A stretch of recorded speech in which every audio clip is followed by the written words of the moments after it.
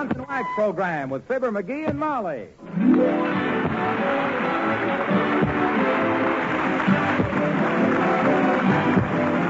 The makers of Johnson Wax products for home and industry present Fibber McGee and Molly, written by Don Quinn and Phil Leslie, with music by the King's Men and Billy Mills Orchestra.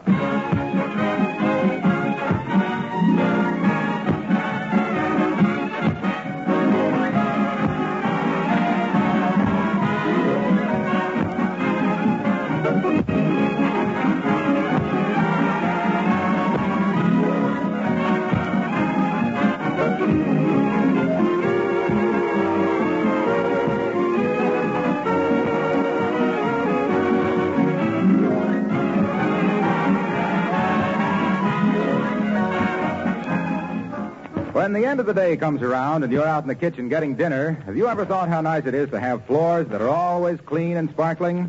I mean linoleum floors that are protected regularly with Johnson's Glow Coat. They do sparkle and shine, and they're easy to keep that way. They brighten up your kitchen and make it a pleasanter place to work in. Spilled things are wiped up in a jiffy, and those old scrubbing days are gone forever.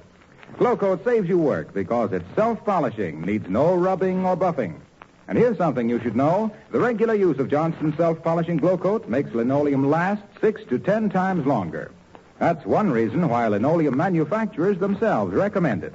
And it's a very good reason why you should try Johnson's Glow Coat on your floors.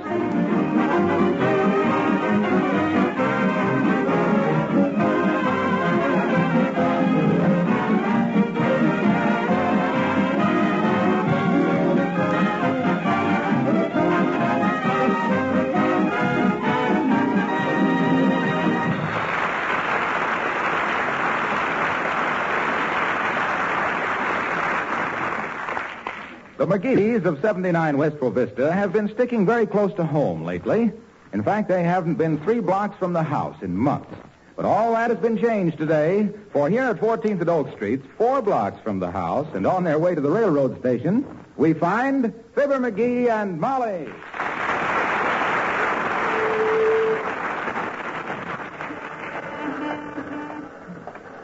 Now, come on, Molly, we gotta hurry.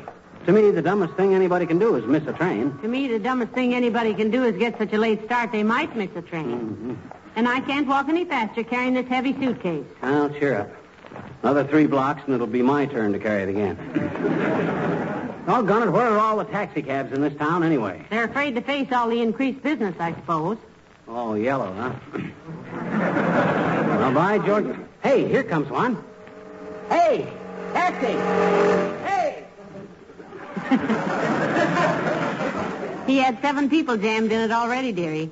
They'll have to get that first passenger out with a fork like a bottle of olive. Did you call the station to find out what time the squaw leaves for San Francisco?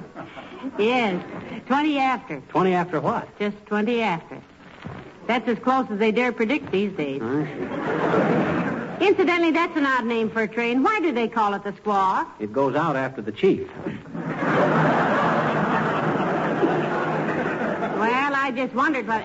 McGee, here comes a cab. Hey, taxi! Taxi! Whistle, Molly, whistle!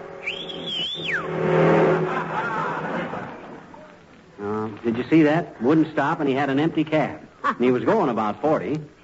Maybe he was trying to make the garage before he ran out of gasoline. Yeah, could be. Or maybe you didn't whistle loud enough. I wish you wouldn't make me whistle like that, McGee. It isn't ladylike. Yeah, well, gee whiz, I tried to learn how once, but I got a pivot tooth, and it always turns around at me and blows me back 2 feet. Gosh, I hope we don't miss that train. Oh, we'll make it. Don't you remember when we went... Hey, here comes a taxi. Hey, taxi! Hey, taxi! That's it. Well, that driver was at least friendly. He waved to you. Yeah. Would have been even friendlier if he'd taken his hand away from his face while he did it.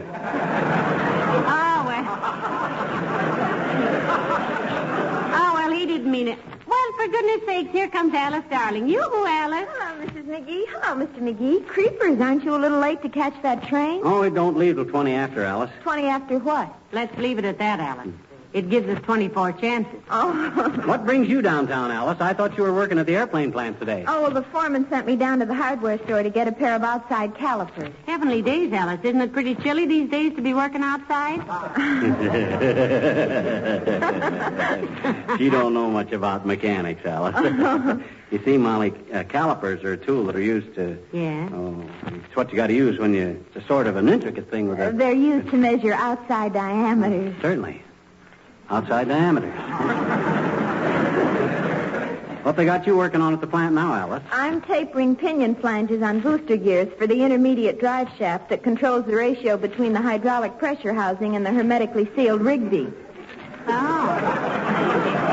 Well, how interesting. And what is a Rigby? Oh, that's a military secret, Mrs. McGee. Pretty well guarded, eh? Guarded. Creepers. One of our workmen just pointed at it the other day, and they shot his finger off. Lucky he didn't bow to it.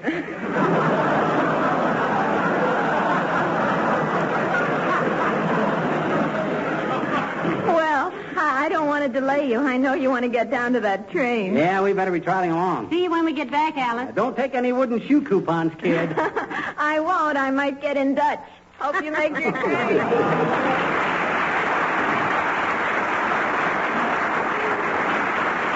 Isn't she a pretty girl, McGee? Yeah, she even looks good in coveralls. Some women look like they were paying off an election bet on President Taft. You know, there's some... Oh, hey, here comes a taxi. Hey, taxi! Taxi! Oh, fine. Oh. Well, thank goodness. Now, let me take the suitcase, Molly. It's too heavy for you to lift into the cab. Thank you. Which hand am I carrying it with? They're both numb. Left hand, I got it. Now, come on. Now, okay, driver, take it away, and don't spare the spark plugs. Where to, Mac? To the Union Station and hurry now. You can walk there about as quick as I can drive you, folks. Well, we're in quite a hurry. And don't give me any argument, Bud. Remember, the customer's always right. Yeah, but... Come on. Get going. And if a cop stops you, I'll handle it. I'm strictly a guy that walks into the mayor's office with his hat on. But, look, Doc. Oh, for goodness sake. Get going, will you? Right. Here we are, Union Station. 35 cents. Why, you only went across the street. 35 cents just to make a U-turn? Why, that's robbery. I tried to tell you, Mac. Huh? Now, do you reach for 35 cents, or do I reach for the jack handle? Let's see the jack handle. Here. I reach. Come on, Molly.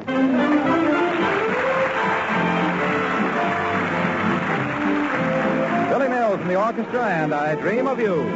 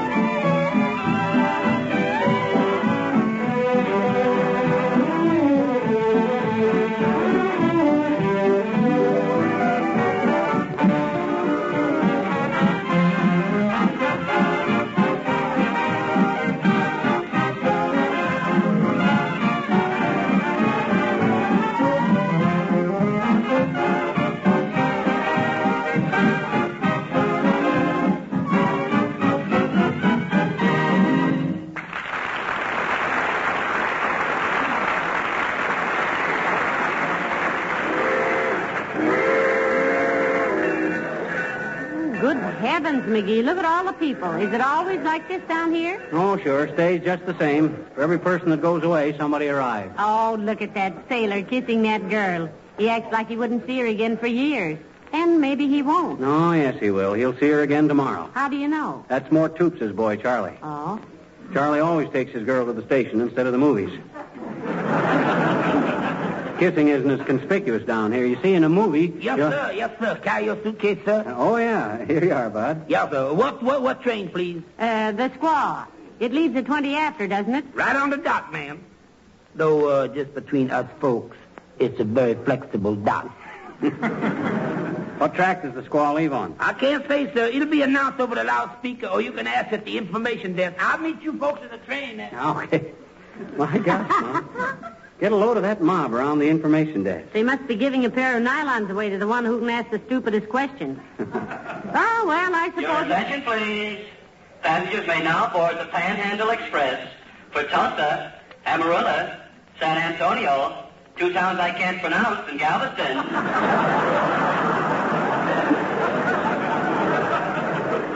Ready at gate 3, please. Have your tickets ready. Thank you. Ah, good old Texas. Where men are men even in high heels. I wonder when the Squaw leaves. Let's get to the information desk, Molly. But, darling, we'll never get there. There are 200 people ahead of us. Ah, bunch of peasants. No initiative. No brains. Sophisticated guys like me don't have to stand in line for anything. No, that's the spirit, dearie. You betcha. That's the spirit that gets you a poke in the nose. Yeah. Now, you watch this, kiddo. Follow me, and you'll see how it's done. All right, folks. Now, don't crowd. There's plenty of time for everybody. Oh, dear. Now, move back there a little, please. That's it. We're trying to give you the best service we can.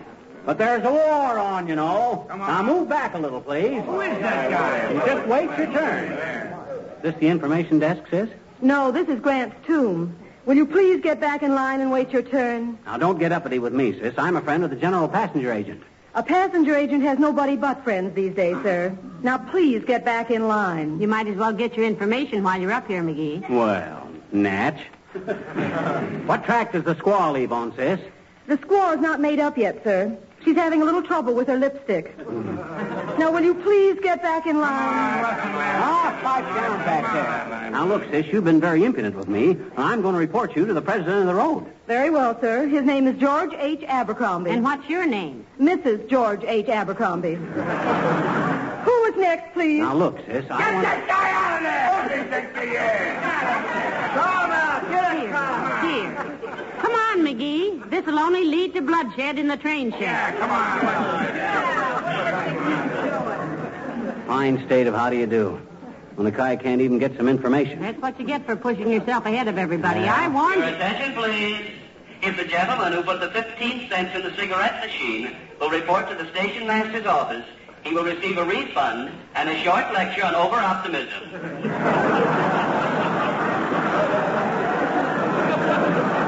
And now, a brief pause for station identification. This is the Union Station. Maybe this whole idea was a mistake, McGee. Why don't we just give up and go home? No, sir. By George, this thing may mean $10,000 to me, the biggest deal I ever got into. I'm going to be at that gate when the squaw's ready to pull out. Well, my goodness. Oh, there's Mr. Wilcox. You-hoo, Mr. Wilcox. Hello, Molly. Hiya, pal. Gee, I never expected to meet you folks down here. Listen to him, will you? For 10 years, at about this time on Tuesdays, he's been meeting us, and he still don't expect it. You take a long time to catch on, Junior. Do you know what track the squaw leaves on, Mr. Wilcox? The Squaw. Gee, that's that super deluxe train, isn't it? Well, the best is none too good for me, Junior. Got a big deal pending on the West Coast. Gosh, I always wanted to take a trip on that train myself. I hear they've got hot and cold running orange juice in every room. Sure. And when you get to Albuquerque, the Indians come aboard and sell you General Custer's scalp. McGee bought 3 of them on his last trip. Well, look, how long are you folks going to be gone? Because Attention, please. For Mr. Harlow Wilcox, the Johnson Wax representative, please report to the announcer's desk. Hey, that's you, Junior. Yeah, I know. Listen a minute. Calling Mr. Harlow Wilcox, who sells that wonderful Johnson's Wax, which makes housework so much easier and protects floors, furniture, and woodwork against dust and dampness. Thank you. Why, that dirty double-crosser, he didn't say anything about... It is also marvelous for luggage and leather goods of all kinds. Well, all right. Lampshades, windowsills, and 1,000 other protective and beautifying uses. Heavenly days, Mr. Wilcox. How'd you ever manage Quiet a minute, Molly. He's got more than that to say to earn that $10 I slipped him. No, I'm through, Wilcox. I had to split with the station master. My Waxy, I'm ashamed of you. That was sheer bribery. Oh, I just call it extra fare on the SP. Southern Pacific? Sales promotion. Besides, it's all in the family. The announcer's my cousin, Big Gerald Wilcox. Well, have a nice trip, folks. I'll see you when you get back. Yeah, have a nice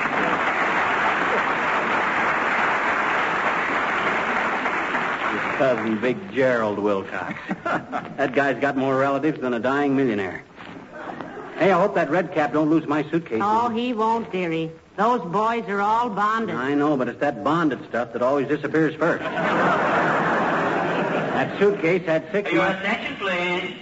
Will the lady who left the baby in the women's lounge please go and speak to it for crying out loud? Thank you. My goodness, you certainly see and hear some strange things around a railroad station, don't you, McGee? Fascinating place. Well, I better get busy. I don't even know what track the squaw leaves on. I'll ask that Pullman porter over there talking to that woman. Don't you know who that woman is? Huh? That's Beulah. Oh, Beulah! Beulah! Well, for goodness sake, my people.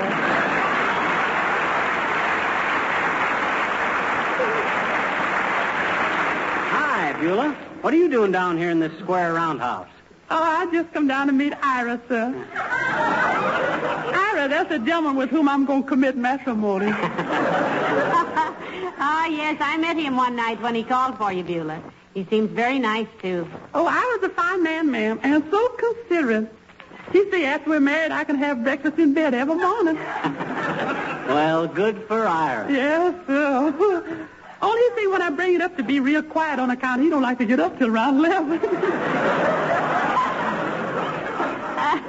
Have you set a date for the wedding yet, Beulah? Oh, several times, ma'am. But something always seems to happen. Mm-hmm. One time we picked out a justice of the peace, friend of Ira's. Only he didn't get re-election, so that fell through. Then we got us a minister, and he moved away, so that fell through. Then Ira and me was going to elope, and he put a ladder up to my window, and the ladder busted. Oh, Ira fell through. Well, the road to romance is full of chuck holes, Beulah. Yes, they sure is. It's also full of dangerous curves and soft shoulders. And I was too good looking to run around loose. Yes. You better grab him and marry him quick, Beulah. Good husbands are hard to find, especially after you marry them. Oh, I don't know. I'm not so hard to find. If I'm not at the Elks Club, you can always get me at the bowling alley. Well, Beulah, I hope we're not going to lose your valuable services when you do get married. Oh, no, ma'am. At least not for a while, anyway. Ira, he don't expect me to give up my career.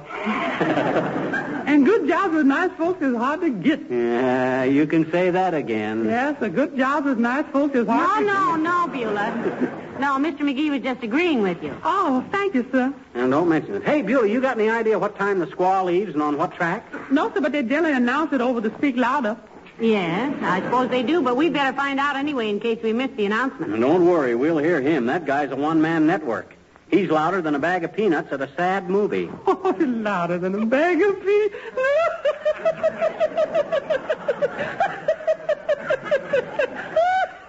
I love that man.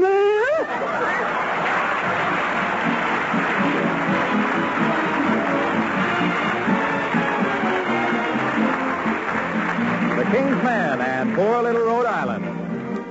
Poor little Rhode Island, the smallest of the 48.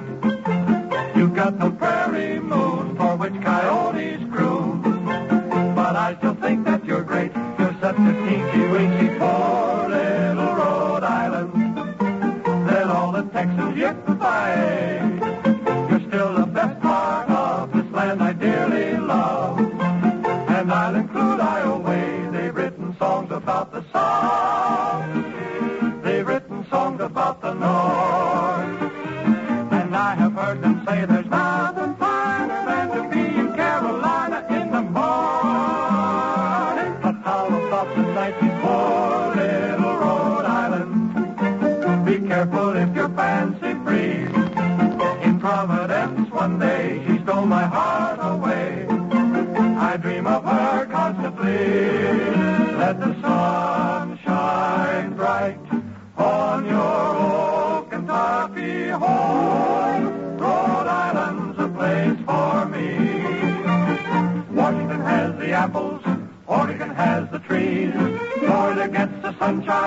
Illinois gets the freeze. Every state has room to spare, all but one. Still, I'd rather be right there than anywhere under the sun. Where? Poor little Rhode Island. Be careful if you're fancy free. In Providence one day she stole my heart away. I dream of her constantly. Let the sun shine bright on your old Kentucky home. Rhode Island's a place for me.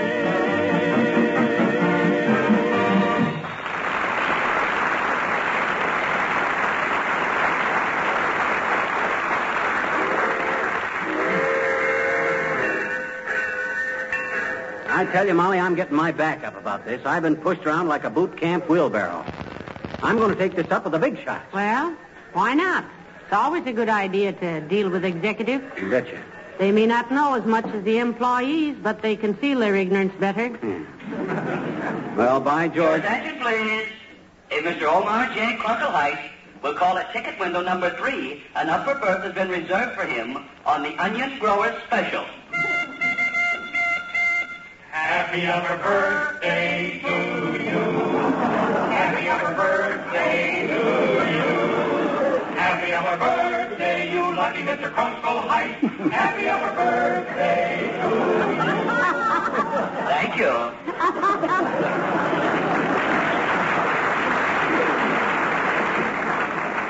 Well, come on, let's get going, McGee. I've been standing around this railroad station so long, I'm almost tempted to say it. Say what? So long. Well, I didn't come down here to get treated like this. I've asked 12 people when and where the squaw leaves, and nobody seems to know. You know what I'm going to do? What? I'm going right to the office of the president. Oh, now, McGee, I don't know whether you should do Don't that. worry now. Don't worry. I can do it. I tuned the piano, didn't I? Yeah? Well, where is the president? I don't know, but I'll find out. Hey, I'll ask that heavy-set guy over there. Hey, Bud. Yes? Oh, heavenly days, it's Dr. Gamble. Hello, Doctor. Hello, Molly. Hello, Groucho. What are you looking so sore about? Oh, I can't get any information around this joint. I got business on the West Coast, and I can't seem to find out when the squaw leaves or on what track she leaves on. So you're taking a train trip, are you? Yep. You realize you're making a chump out of me as a fortune teller, my friend? What do you mean, Doctor? I always predicted he'd be ridden out of town on a rail. Now he's going out on 2 of them. Well, I'm glad you're getting away for a while, McGee. It's going to be very therapeutic. Oh, I don't know. I think it might be good for me. That's what I said, ignoramus. Just where are you going, if I'm not being too nosy? Oh, we're Don't just... tell him, Molly. Don't tell him. The old snoop is just being inquisitive. Why, you egocentric little jackdaw? I don't care $2 in a brass ashtray where you go. Huh? Or how far or for how long. In fact, if you ever want a roomette on a rocket to Neptune, I know 40 people who'll beg to chip in for it. Those are harsh words, Doctor. Ah, harsh words, my clavicle. He's so full of wind he can whistle Dixie through his ears. Take it easy there, lobster pot. Take it easy, or I'll take you across my lap and dust your holsters. Now, boys, for goodness You sake. haven't had a lap for 20 years. You muscle-bound old serum salesman. Is that so? Why, you...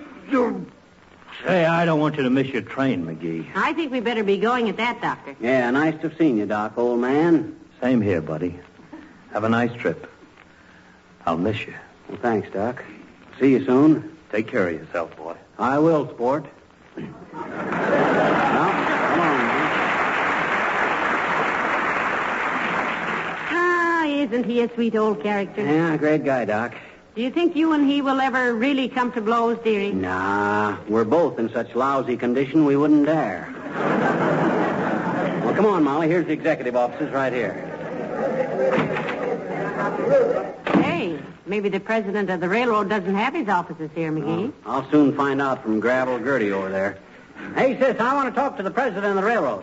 Or the chairman of the board. Or somebody. I'm getting mighty tired. Excuse me, sir. I was just passing through when I heard you mention the president of the railroad. What could I do for you? Heavenly days, are you a railroad president? Yes, madam. Why not? Well, it can't be much of a railroad. You're not wearing a Gates Ajar collar. Well, we We only wear those in the advertisements, madam. Oh? Now, what could I do for you, sir? I am Mr. Abercrombie. Well, I'm glad to know you, Ab. This is my wife, Mrs. McGee. How do you do, I'm sure. Oh, how do you do? I'm her husband, Mr. McGee. Now, look, Ab, old man. I want to ask a simple question, and I want a simple answer. When and where does the squaw leave this station? Track 9 at 20 after. 20 after what, Mr. Abercrombie? Don't fence me in, Mrs. McGee. 20 after whatever hour it's made up. I can't give you any more information than that. Oh, you can't, eh? Do you want it kicked around in railroad circles in Washington that you refuse to assist a federal investigator, Abercrombie? A federal Oh, certainly not, sir. Certainly not. I was merely going... That's all, Abercrombie. You either give me some cooperation around here, I'd like to ask you for your credentials, Mr. McGee. I have nothing more to say, Abercrombie. Come, Mrs. McGee. Shall we walk or run? I say I'd like to ask for your credentials, sir, but of course I won't. I'll take you to the gate and see that you catch the squaw myself. Now, right this way, please. And, Miss Jones? Yes, sir? If Harrison of the Missouri and Akron calls, give him $3,500,000 for that 30-mile spur track. Take it out of petty cash. Come, Mr. McGee. I'll meet you at gate 9, Mr. McGee. I'll go ahead and clear the way for you. Oh, thanks, Ab. You know, McGee, you're going to get in trouble one of these days. You're no federal investigator. Oh, I was once. Remember when I investigated prospects for the federal loan on your signature only company back in Peoria? I was the first customer. Come on, hurry up. All right, Mr. McGee. Right through the gate here. One side, please, folks. Thank you. What car is your reservation in, sir? This car right here is the one I want, Bud. Here we are, the mail car. Hey, you in there. Hey, Bud. Take this letter, will you? Thanks. Well, that's that, Molly. Oh, I see, Mr. McGee. A postal inspector. No, he's a limerick writer. What? I'm entering a limerick contest on the coast, Abercrombie. Had to mail my entry on this train, or it would have been too late. Might mean $10,000 to me if I don't get that in there in time. Well, I'll be... You mean you're not leaving on this train? Why, certainly not. Suppose they answered that letter and I wasn't here. That'd be an awful... Oh, there you are, sir. Where shall I put your suitcase? Just put it in a taxi cab, Redcap. Yeah, make it snappy, will you, Redcap? I got 3 weeks washing in that bag, and I got to get to the laundry before it closes. Come on, Molly. Thanks, Abercrombie.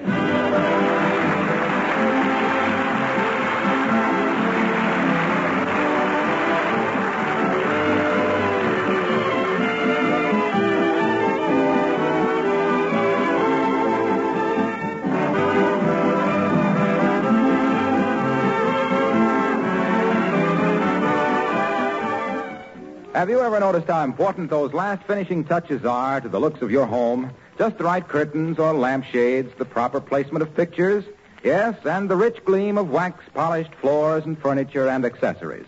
When you enter a home that's wax-protected, you can tell the difference immediately, because the beauty that wax gives is unmistakable.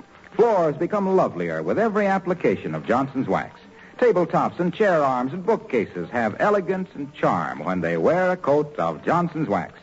Windowsills, Venetian blinds, picture frames, and ornaments look their best if you keep them clean and shining with regular applications of that same Johnson's wax. It costs so little, goes so far, yet nothing equals it for making your home inviting.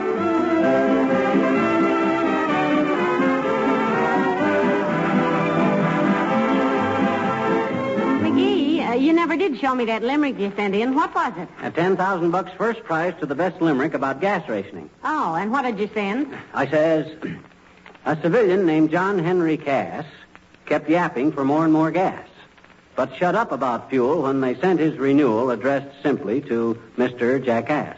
Well, that's very good, dearie. Mm-hmm. I thought so. Good night. Good night, all.